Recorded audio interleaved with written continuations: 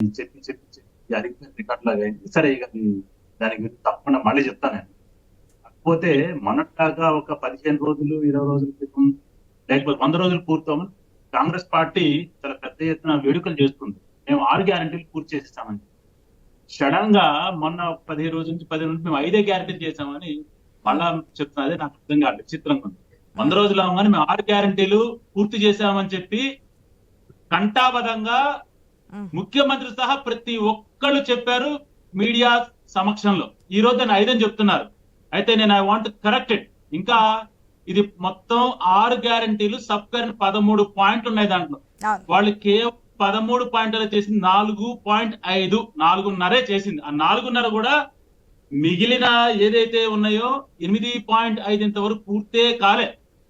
అంటే అదే చెప్తున్నాం కదా, లేనిది ఎలాగే సృష్టించి గాడిది కూడా లేనిదని ఎలా చూపిస్తున్నారు, అదే విధంగా చెయ్యని గ్యారెంటీల్ని చూపించగల ఆ తెలివితేటలు, ఆ మాయ మాటలు, మాయం ఏదైతే 420 గ్యారెంటీలు 420 హామీలు ఇచ్చి చెయ్యలేని అలవి కాని హామీలు ఇచ్చి ఏ విధంగా అధికారంలోకి వచ్చారో అదే విధంగా లేని గాడి గుర్తుని చూపిస్తూ చెయ్యని గ్యారెంటీ అమలు చేయని 5 గ్యారెంటీలను కూడా చెప్తూ ఈ విధంగా మభ్యపడుతున్నారు. తప్పకుండా కూడా ప్రజలు అమాయకులు కాదు. మీరు ఇచ్చిన 6 గ్యారెంటీలు ఏదైతే ప్రతి ఒక్క కామన్ మ్యాన్ టచ్ అయ్యాయి. అతను చూసుకుంటా నాకు వచ్చిందా రాలేదని. మీకు నాకు సంబంధించింది కాదు, టీవీ డిబేట్ లో కూర్చొని చెప్పే పెద్దవాళ్ళకి సంబంధించిన వ్యవహారం కాదు ఇది. ఇది కామన్ మ్యాన్ సంబంధించింది. ప్రతి ఒక్క కామన్ మ్యాన్ దీన్ని చూస్తున్నాడు, నాకు వచ్చిందా రాలేదా 6 గ్యారెంటీలని. మహిళలకు ప్రతి నెల 2,000 అది ఇచ్చింది పాపాను పోలే. కౌలు రైతులకి అని చెప్పారు, రైతులు కౌలు రైతులకి అన్నారు, కౌలు రైతులకు ఇచ్చిన పాపాను పోలే. వ్యవసాయ కూలీలు అసలు లేనే లేదు. వరి పంట క్వింటల్కి 500 బోనస్, అది అయిపోయింది. మళ్ళీ బోనస్ వెంటనే దీనికి ఏం చెప్పారు, 100 రోజులు అయిపోయిన తర్వాత ఎలక్షన్ కోడ్ వచ్చి చెప్తున్నారు 200 యూనిట్లు ఉచిత ఇంటి ఇచ్చారు. ఇల్లు లేని వారికి ఇంటి స్థలం 5 లక్షలు, అది లేదు. ఉద్యమకారులు 250 గజాలు, అది లేదు. విద్యార్థులకు 5 లక్షల భరోసా కార్డు, అది లేదు. ప్రతి మండలం తెలంగాణ ఇంటర్నేషనల్ స్కూల్, అది లేదు. చేయూత 4,000 రూపాయలు చేయూత పెన్షన్, అది లేదు. 10 లక్షల రాజీవ్ ఆరోగ్య స్కీమ్ ఒకటి, అది ఒక్కటి చేశారు. ఇట్లా 13 పాయింట్లు చెప్పి 6ని డివైడ్ చేసి 4 పాయింట్లు చెప్పి ఈ రోజు గాడిద గుడ్డు చూపిస్తున్నారు. ఇదే గాడిద గుడ్డు మీకు రేపు ఎలక్షన్స్ లో ఖచ్చితంగా ప్రజలు చూపిస్తారు. తర్వాత భారతీయ జనతా పార్టీ 10 సంవత్సరాలు ఏం చేసింది అనేది ఒక ప్రశ్న. దానికోసం గాడిద గుడ్డు చూపిస్తున్నారు. ఏమీ చేయకుండానే ఈ 10 సంవత్సరాల్లో ఈ రాష్ట్రంలో ఉన్న ఏ ఒక్క పంచాయతీ ప్రెసిడెంట్ అడగండి, ఎవరిని అడగక్కర్లే. ఈ రాష్ట్రంలో ఉన్న పంచాయతీ ప్రెసిడెంట్ ని అయా మీకేదన్నా కేంద్ర ప్రభుత్వం నుంచి వచ్చిందని అడగండి. పంచాయతీ నిధులన్నీ కూడా గత 5 సంవత్సరాలుగా కేంద్ర ప్రభుత్వంలోని భారతీయ జనతా పార్టీ పంపించిన నిధులే. ప్రతి ఒక్క రోడ్లు కావచ్చు, వీధి దీపాలు కావచ్చు, ఉద్యానవనాలు కావచ్చు, లేకపోతే ఈవెన్ మన ఏదైతే మన లాస్ట్ రిచువల్స్ చేసుకునే అది కూడా దానికి ఫండ్స్ ఇచ్చింది కేంద్ర ప్రభుత్వం. దాంట్లో నిర్ద్వంద్వం అందరూ కూడా బ్లాక్ అండ్ వైట్ లో కూడా మనం ప్రచురించాము. ఏదైతే 5 లక్షల కోట్ల పైరు చిలుకు ఈ యొక్క రాష్ట్రానికి ఖర్చు పెట్టింది కేంద్ర ప్రభుత్వం వివిధ సంక్షేమ పథకాల కింద, దానికి డీటెయిల్డ్ రిపోర్ట్ కూడా మేము పబ్లిష్ చేయడం జరిగింది. కాబట్టి ఈ రోజున ఈ నాయకులందరూ కూడా తుర్రు అని చెప్పి 2-3 గంటల్లో హైదరాబాద్ నుంచి ఖమ్మంకి వస్తున్నారంటే ఏ విధంగా వస్తున్నారో ఒక్కసారి ఆలోచించుకోవాలి.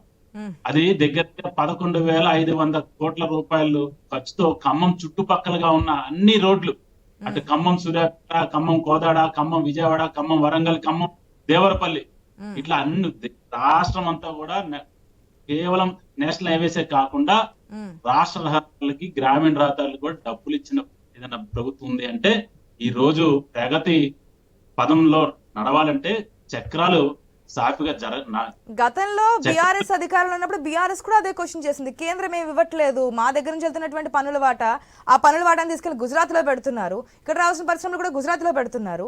ఇప్పుడు వచ్చినటువంటి అధికార పార్టీ కాంగ్రెస్ కూడా అదే చెప్తుంది, తెలంగాణకి అసలు బీజేపీ ఏమి ఇవ్వలేదు అనేది. రాహుల్ గాంధీ ఇంట్లో డబ్బులు తేరట్లా, కేసీఆర్ గారు డబ్బులు ఎవరింట్లో డబ్బులు తేరమ్మా. అంటే పొద్దున కాంగ్రెస్ రాగానే ఇక్కడ డబ్బులు తీసుకోకుండా పంపిస్తారు.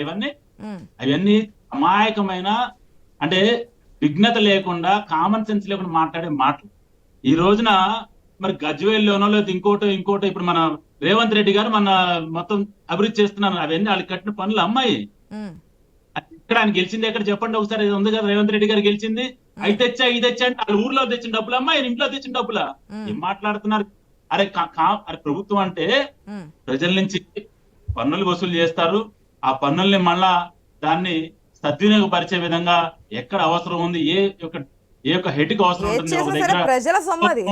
ప్రజలు పన్నుల రోడ్లు రూపాయన కట్టిన డబ్బుని ప్రభుత్వాల దగ్గరికి వెళ్తే ఆ ప్రభుత్వాలు ఏ విధంగా చేయాలనేది అవి చేస్తుంటది, కేంద్రమైన రాష్ట్రమైన.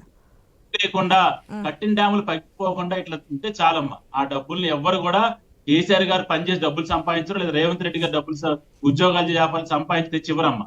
ఎవరే లేదా ప్రధానమంత్రి నరేంద్ర మోదీ గారు పనిచేసి డబ్బులు సంపాదించరు. ప్రజల యొక్క ఏదైతే పన్ను వసూలు చేశారో ఆ పన్నుల్ని పద్ధతి ప్రకారం దాన్ని అందరికీ సమభాగాల్లో, లేదా ఎక్కడ అవసరం ఉంటే ఒక దగ్గర ఎక్కువ అవసరం ఉంటుంది, అవసరం తక్కువ అవసరం ఉంటుంది, అవన్నీ ఖర్చు పెట్టి అవినీతి జరగకుండా చూసే పెరుగుతుంది. అదే ప్రజలు కోరుకునేది. ఇన్ని సంవత్సరాలు ఈ రోజున జిఎస్టీ అని చెప్పి ఈ ఎంత గోల పెట్టారో మనకు తెలుసు ఈ యొక్క కాంగ్రెస్ ప్రభుత్వం. నేను ఈ రోజున సూటి ప్రశ్న అడుగుతాను, రేపు కాంగ్రెస్ ప్రభుత్వం జిఎస్టీ తీసేస్తారా? ఈ రోజున జిఎస్టీ 2,12,000 కోట్ల రూపాయలు ఏప్రిల్ నెలలో జిఎస్టీ వసూలైంది. ఇదే జిఎస్టీకి వ్యతిరేకంగా మరి కాంగ్రెస్ ప్రభుత్వం మొదటి నుంచి మొత్తుకుంటుంది. రేపు కాంగ్రెస్ జిఎస్టీ తీసేస్తారా చెప్పండి.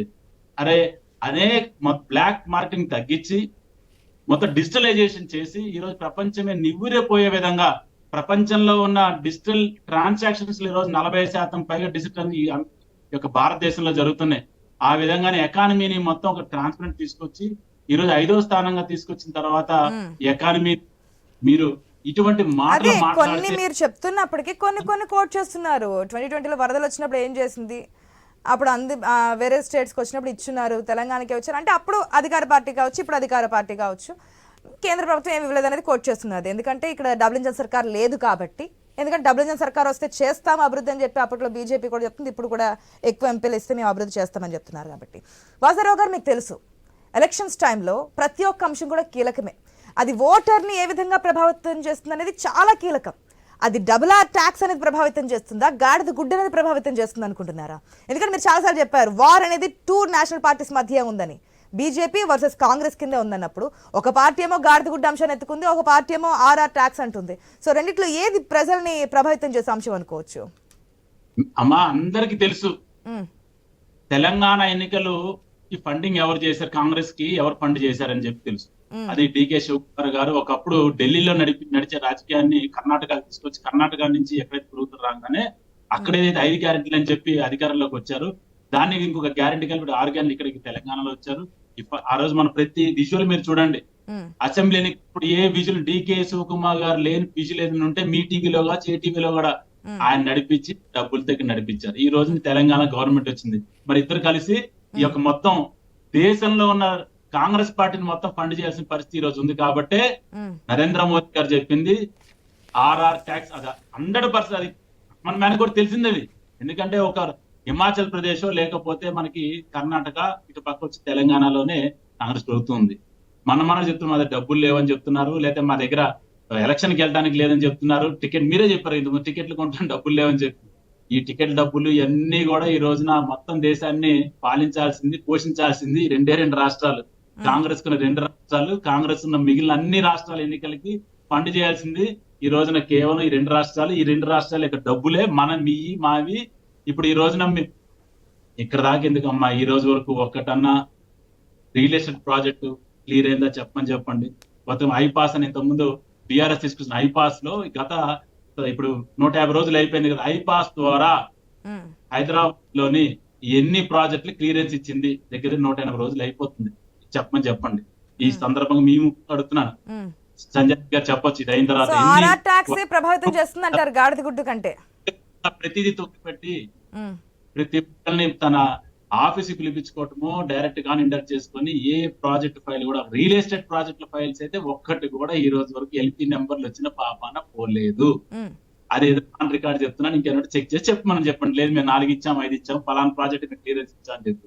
ఈ రోజున ఆర్ఆర్ ట్యాక్స్ తప్పితే దిక్కు లేదు. ఎందుకంటే కాంగ్రెస్ పార్టీకి ఉన్నాయి 2 పాలిచ్చే 2 నిజంగానే ఆ పార్టీకి ధనం లేదు అనేది వాస్తవమైన మాట. అయితే ఏమా ఆ పార్టీ దగ్గర డబ్బులు లేవనే మాట వాస్తవమే. డబ్బులు వాళ్ళే చెప్తారు, ఉన్నాయేమో సీజ్ అయిపోయినని చెప్పారు 770 కోట్లు. అది తర్వాత ఇంకా విచిత్ర ఒక్క మాట చెప్తాను నేను, ఎందుకంటే మా పెద్దలు మిగిలిన మాట్లాడాలని చాలా రామమూర్తి గారు తహతా ఉన్నారు, మళ్ళీ ఆయన మాట్లాడిద్దాము. ఎందుకంటే ఎలక్ట్రల్ బాండ్స్ ని ఏ రాజకీయ పార్టీ అయినా పార్టీ పేరు మీద తీసుకుంటారు. బీఆర్ఎస్ కావచ్చు, కాంగ్రెస్ కావచ్చు, టీడీపీ కావచ్చు. ఇంత దుర్మార్గం అంటే కాంగ్రెస్ పార్టీ సోనియా గాంధీ పేరు మీద ఎలక్ట్రల్ బాండ్స్ తీసుకుంది. అవునా కదా చెప్పండి. ఇంతకంటే దుర్మార్గం. దీంతో ఇంకో చేలా పార్టీ ఉంది, ఎస్పీ పార్టీ, సమాజ్వాదీ పార్టీ. ఆయన ములాయం సింగ్ యాదవ్ గారు కూడా ఎలక్ట్రల్ బాండ్ తన పేరు మీద తీసుకున్నారు. ఎలక్ట్రల్ బాండ్లకు సంబంధించి సుప్రీం కోర్టు తీర్పిచ్చింది, ఇవన్నీ కూడా దాంట్లో ఇంక్లూడ్ అయి ఉన్నాయి. ఓకే, మొత్తానికి తెలంగాణ స్టేట్ కి సంబంధించి 17 లోక్సభ స్థానాల్లో ఈ అంశాలు మెయిన్ గా డబుల్ ఆర్ ట్యాక్స్ అనేది ఎత్తుకున్నారు. కాబట్టి ఒక అంశం గతంలో ఇంతకుముందు శేషు గారు చెప్పిన విధంగా కాళేశ్వరం ఏటీఎం అయిపోయింది, కాళేశ్వరంలో మొత్తం ఇన్ని కోట్లు తినేశారని చెప్పి ఏదైతే అంశం తెర మీదకి వచ్చిందో అది కూడా ఎంతో కొంత ఎఫెక్ట్ అయి ఉంటుంది. గత అసెంబ్లీ ఎలక్షన్స్ లో బీఆర్ఎస్ ఏదైతే 1.8 అంటుందో 1.8% లో ఈ అంశాలన్నీ కూడా ఇంక్లూడ్ అయి ఉండొచ్చు. సో ఇప్పుడు ఎటువంటి ప్రభావం చూపిస్తుందని చూద్దాం.